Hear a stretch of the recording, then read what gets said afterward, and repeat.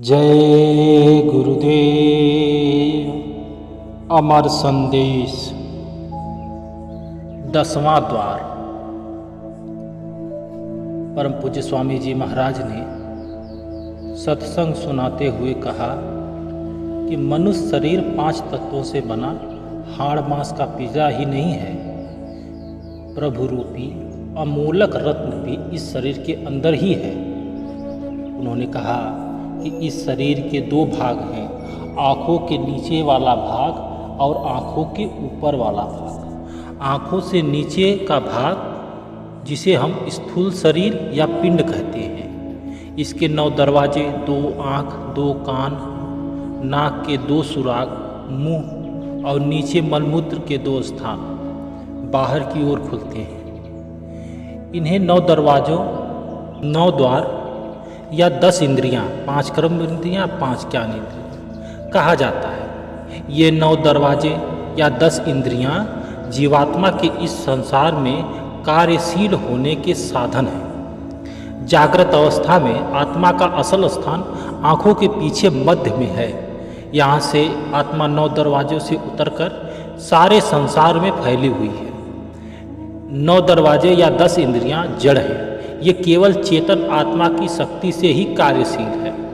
आत्मा आँखों में उतरती है तो आँखें देखना शुरू करती हैं, कानों में उतरती है तो कान सुनना शुरू करते हैं। इसी तरह बाकी सब इंद्रियां भी आत्मा की शक्ति द्वारा ही कार्यशील होती हैं। साधारण जीव, स्थूल शरीर, पिंड और इसके 9 दरवाजे, 10 इंद्रियां को ही इंसान ही हस्ती का आधार माना जाता है।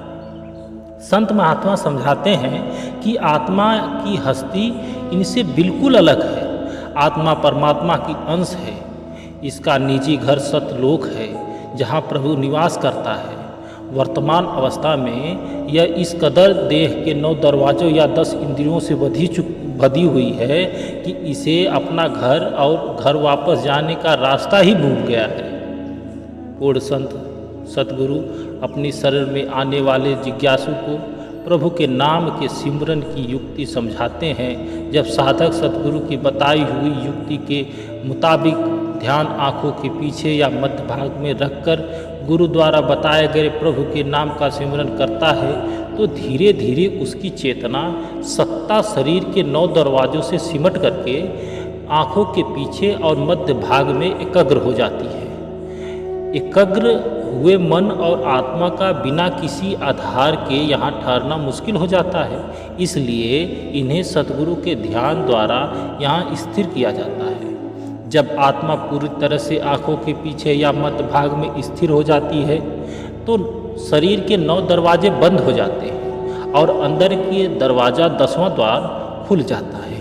इसे सूक्ष्म बिंदु को संत महात्माओं ने 10वां दरवाज़ा कहा। 10वीं गली, 10वीं खिड़की, 10वीं घर, तिल, तीसरा तिल, शिव नेत्र, दिव्य चक्षु, सुषमना, सुषमना आदि नामों से इसे पुकारा जाता है। यह आंतरिक जगत की दहलीज या प्रवेश द्वार कहते हैं इसे। यहाँ पहुंचकर आत्मा को प्रभु के दरवाजे से आ रही शब्द धुन सुनाई देने लगती है और शब्द का प्रकाश दिखाई देने लगता है। आत्मा शब्द को सुनकर आंतरिक जगत का रुख कामयाब करना शुरू कर देती है और प्रकाश को देखती हुई अपना रूहानी सफ़र वहीं से तय करना शुरू कर देती है।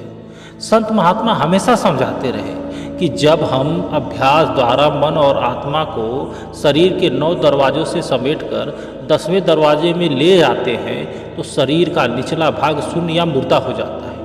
उस समय जीव को शरीर के आँखों के नीचे की भाग की सुधि नहीं रहती, लेकिन रूह आँखों के पीछे चेतन होती है। इस अवस्था में जीवन और मृत्यु की प्रक्रिया इकट्ठी चलती है, यानी शरीर का आँखों के नीचे वाला भाग मृतक के समान हो जाता है, लेकिन आँखों से ऊपर वाला भाग चेतन होता है। इस अवस्था को जीते जी मरने की अवस्था भी कहा गया है। इसे ही पूर्ण एकाग्रता या समाधि की अवस्था भी नाम देते हैं लोग। पूर्ण संतों द्वारा समझाई जाने वाली रूहानी साधन का मूल उद्देश्य मन आत्मा को शरीर के 9 दरवाजों से समेटकर आँखों के पीछे और मध्य 10वें दरवाजे पर एकाग्र और स्थिर करना है।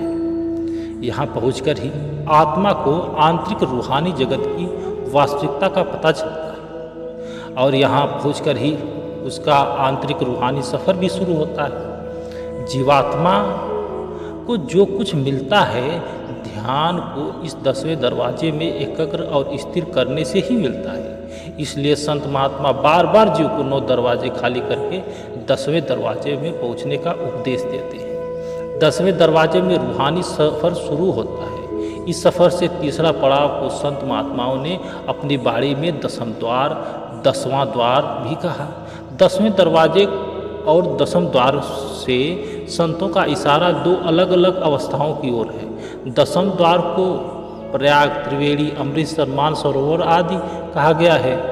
गोस्वामी दास जी ने लिखा कि 9वीं द्वार पूर्वसी जेहिन आप भलकिन ते नर जेहि अनेक भ्रम दारुण दुख लीन।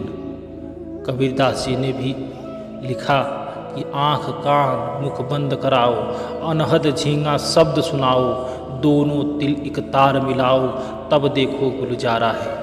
जय गुरुदेव।